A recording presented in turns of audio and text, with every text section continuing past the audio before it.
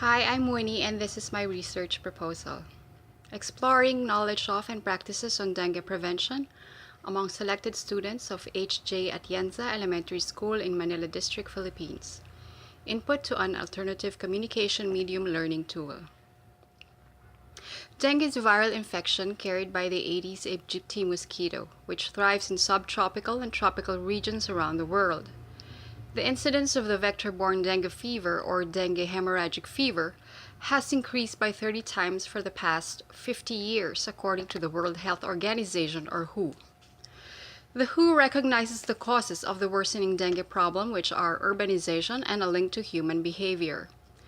There exists poor quality housing, water supply shortage, waste and sewage systems issues, environmental practices, and human migration, which result to a favorable habitat for the dengue carrier mosquito.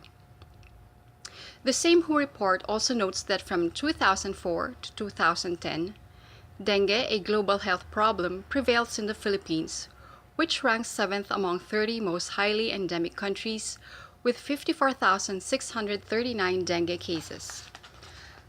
The latest figures of the Department of Health Epidemiology Bureau further shows that there were 92,807 dengue cases nationwide in the Philippines from January to September 2015, which is 23.5% higher than 75,100 cases covering the same period in 2014.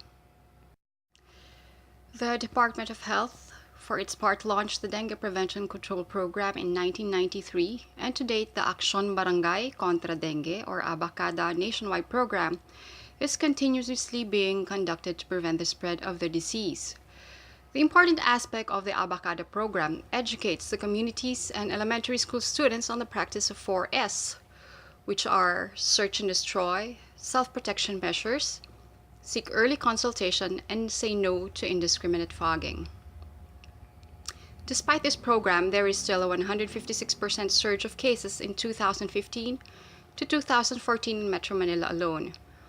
One possible cause of this problem, other than the virulence of dengue and urbanization, can be communication in nature. Elementary students are among the high-risk groups. The WHO, or World Health Organization, estimates that about 22,000 deaths occur annually worldwide, mostly among children. Children are susceptible to dengue due to low immunity, which is physiological in nature. However, a controlled factor to break the spread of dengue is informing children about dengue and its prevention measures. The Sustainable Development Goals, or SDGs, of the United Nations includes dengue prevention under SDG number 3, ensure healthy lives and promote well-being for all at all ages by 2030, end epidemics and neglected tropical diseases among many. One of the solutions to dengue, a neglected tropical disease, is instituting preventive measures, such as the Global Strategy for Dengue Prevention and Control 2012 to 2020 of the WHO. Two of the three goals in this strategy are to reduce dengue mortality by at least 50% and morbidity by at least 25% by 2020. Integrated in the strategy is one of the enabling factors for effective implementation, which is communication. Communication may be strengthened to achieve positive behavioral outcome by crafting appropriate messages and disseminating this through various media channels. At present, I have not found any related literature on the knowledge of and practices on dengue prevention among private or public elementary school students in the Philippines who are part of the vulnerable groups. Moreover, I have not seen any studies on preferred communication media or sources of information as support to behavior change in the particular age group and location. Research question: what are the knowledge of and practices on dengue prevention and preferred communication media among elementary school students that serve as a foundation in developing an alternative communication medium learning tool? Objectives. Number 1. Assess the level of knowledge of dengue prevention among students in one of the most populous public elementary schools in Manila District in terms of the following: causes, signs and symptoms, modes of transmission, and prevention practices. Number 2. Describe the students' practices on dengue prevention in terms of the following: search and destroy, self-protection measures, seek early consultation, and understanding of indiscriminate fogging. Number 3, examine the communication media preferences of elementary school students in comparison to other traditional communication media in obtaining dengue prevention information.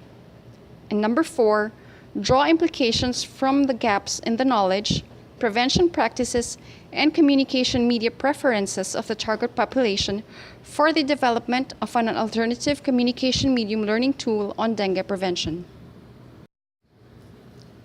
Literature review. Determining the target population's knowledge of and practices on dengue prevention serves as data in crafting these messages and packaging them based on the target audience's profile. There have been studies conducted from several countries showing a positive association between knowledge and actual practices on dengue prevention or eradication. There are many. One of them is Murugan Subramaniam's study on primary school children of SK Kotamasai, Johor, also showed an interrelation between knowledge about dengue fever, breeding places, and method of control. However, there are also studies conducted in the Philippines reporting otherwise. One of them is Kwan and Crisaldo's study among the Ruenas community also revealed that no significant association exists between knowledge and attitudes and practice level. Regardless of conflicting findings from previous studies, common recommendations include the conduct of awareness campaigns or information, education, and communication programs in target communities, and incorporation of a dengue prevention module in the school curriculum. 4 studies in relation to the latter recommendation presented positive results. First, Lennon and Coombs pre-test, post-test experimental study on the use of board game about dengue showed significant increase in self-efficacy even without teachers among primary and secondary school students in the Philippines. Second, Vesca, Gomez, and Casares Manrique concluded in their study that play-based education was effective in improving knowledge and practice regarding dengue prevention among primary school children in Bucaramanga, Colombia. Third, Hoothmaker's study revealed increased knowledge, attitude, and practice scores about dengue among primary school children in Florida through the use of animation entitled Dengue Fever Comes to Town. And fourth, Solidum and Solidum's study showed that storytelling about dengue as a teaching method was effective, fun, interactive, and improved memory recall among preschool and elementary students in the Philippines. In doing so, this study focuses on alternative or non-traditional teaching methods, such as entertainment education concept. The Centers for Disease Control and Prevention in the United States of America also advocates for entertainment education as a means of health communication, which includes the topic of dengue. Entertainment education concept stems from the diffusion of innovations theory by Everett M. Rogers. Rogers and Arvind Singhal in 2004 defined entertainment education as a process of purposely designing and implementing a media message through a means in which the audience is both entertained and educated in order to increase audience members' knowledge about an educational issue, create favorable attitudes, and change overt behavior. Text, video, audio, and face-to-face comprises the general characteristics of communication media as identified in the media richness theory by Daft and Lengel. In this study, the elements of characteristics of the top 3 communication media preference of students will form as the basis in constructing an alternative communication medium as a learning tool in dengue prevention. Theoretical framework. Behavior Change Communication, or BCC, is the underlying framework of this study. Knowledge and practicing trial behavior change are stages of the behavior change continuum. One of the enabling factors in gaining knowledge and behavior change includes the provision of effective communication through various channels such as mass media, traditional media, community networks, and interpersonal or group communication. This study aims to identify the gaps in knowledge and practices and develop an appropriate communication medium on the premise that the target population prefers non-traditional teaching methods such as entertainment education. Entertainment education, as an example, becomes an effective means of disseminating information and sustaining behavior change on dengue prevention coursed through one channel, the teacher or the school. In January 2002, the Centers for Disease Control and Prevention developed the CD Synergy model as a health communication planning tool for health-related programs.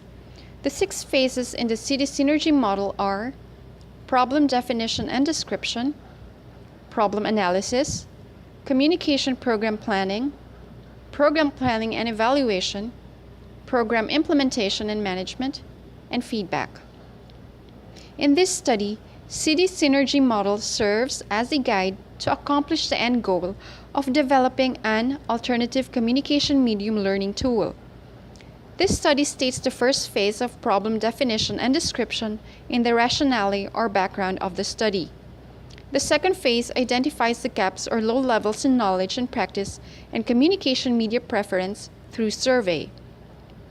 This study ends at phase 3 on communication program planning by crafting the messages integrated in a communication medium based on the survey results.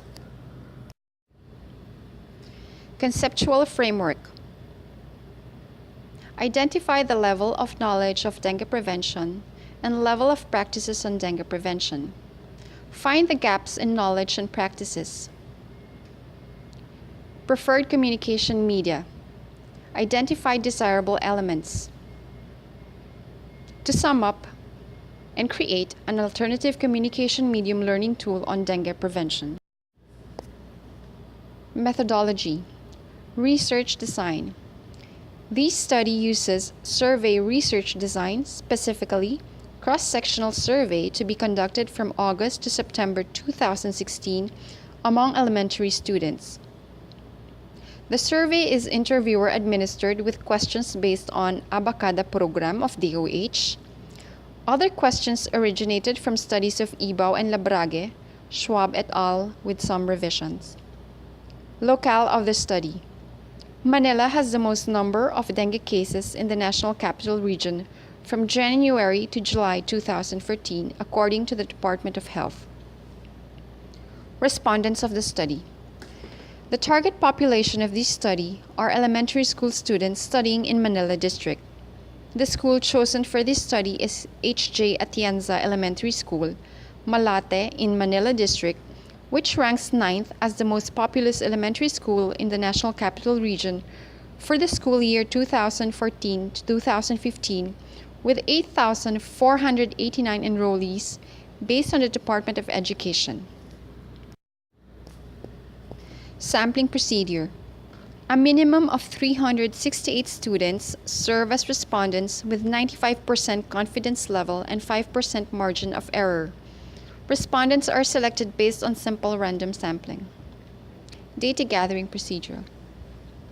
I will request the distribution of the instrument from the principal of H.J. Atienza Elementary School in Manila District. Upon approval of the request, I will meet with the principal and registrar to obtain the names of the respondents who will be randomly picked from the list of enrolled students for the academic year 2016 to 2017. I will then organize the respondents into 3 groups and set 3 specific schedules with corresponding venues to administer the instrument. During the survey proper, I will read the statements one by one in English and translate it verbally in Filipino. The survey instruments will be collected on the spot. Data analysis. The instrument contains 3 parts. The first part has 15 questions covering dengue topics and causes, signs and symptoms, modes of transmission, and preventive practices answerable by yes and no.